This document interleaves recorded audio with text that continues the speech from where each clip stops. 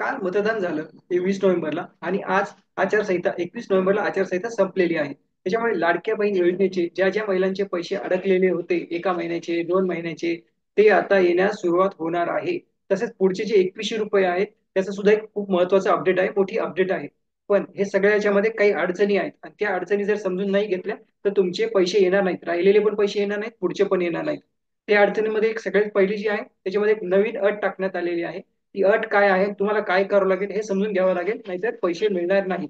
तसेच तुमचं खातं कोणत्या बँकांमध्ये आहे, काही बँका अशा आहेत ज्याच्यामध्ये तुमचं खातं असेल तर तुमचे पैसे मिळणार नाहीत किंवा त्यासाठी तुम्हाला अडचण होणार आहे.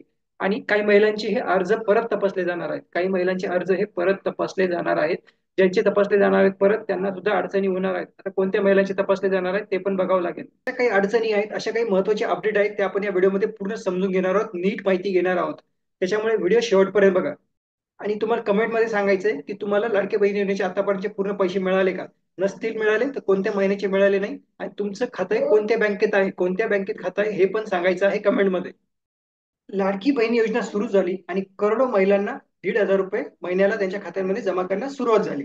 आतापर्यंत प्रत्येक महिलेला 7,500 रुपये त्यांच्या खात्यांमध्ये जमा करण्यात आलेले आहेत.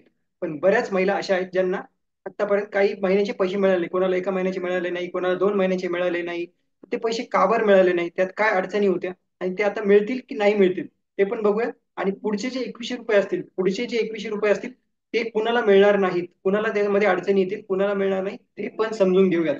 आता बघा याच्यामध्ये जी अडचणीमध्ये सगळ्यात पहिली जी प्रॉब्लेम झालेला आहे ती म्हणजे एक जी नवीन अट टाकलेली आहे बघा.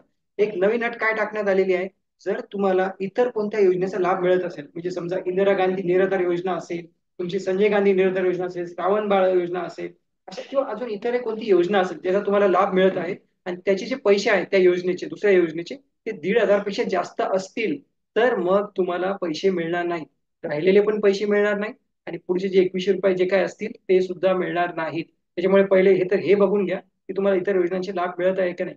तसंच कमेंटमध्ये पण सांगा की तुम्ही जर कोणत्या योजनेचा लाभ घेत असाल तर त्या योजनेचं नाव काय आहे, तुम्हाला किती पैसे मिळत आहेत हे कमेंटमध्ये सांगा. म्हणजे मग तुम्हाला रिप्लायमध्ये सांगू शकतो, तुम्हाला उत्तर देऊ शकतो की तुम्हाला पुढचे पैसे मिळतील की नाही पैसे हे तुम्हाला मी सांगू शकतो. आता दुसरी जी अडचण आहे याच्यामध्ये ती आहे तुमच्या बँकेचं खातं. तुमचं बँकेचं खातं कोणतं आहे ते तुम्हाला एकदा कमेंटमध्ये सांगायचं आहे. आता बघा तुमचे जर बँकेचं खातं आहे, कोणती जर मोठ्या सरकारी बँक आहे, जसं तुमचं SBI बँक आहे, बँक ऑफ महाराष्ट्र आहे, बँक ऑफ इंडिया आहे किंवा कोणती सरकारी बँक असेल किंवा मग जे मोठ्या प्रायव्हेट बँक आहेत, मोठ्या खाजगी बँक आहेत, जसं तुमचं HDFC बँक आहे, ऍक्सिस बँक आहे किंवा मग तुमचं पोस्ट ऑफिस आहे, पोस्ट ऑफिस जरी तुमचं खातं असेल तरी तुम्हाला अडचण येणार नाही. पण समजा तुमचं बँकेचं खातं हे एखादी छोटी पतसंस्था आहे, एखादी छोटी पतसंस्था आहे किंवा एखादी छोटी सहकारी बँक आहे, तुमच्या जवळपासची कुठली लोकल म्हणजे जी लोकलची छोटी बँक आहे, असे जर बँकेत तुमचं खातं असेल तर मग तुम्हाला पैसे येण्यास अडचण येणार आहे. पुढचे पैसे येण्यास किंवा आता पण जे मिळाले नाही ते सुद्धा येण्यास अडचण होणार आहे.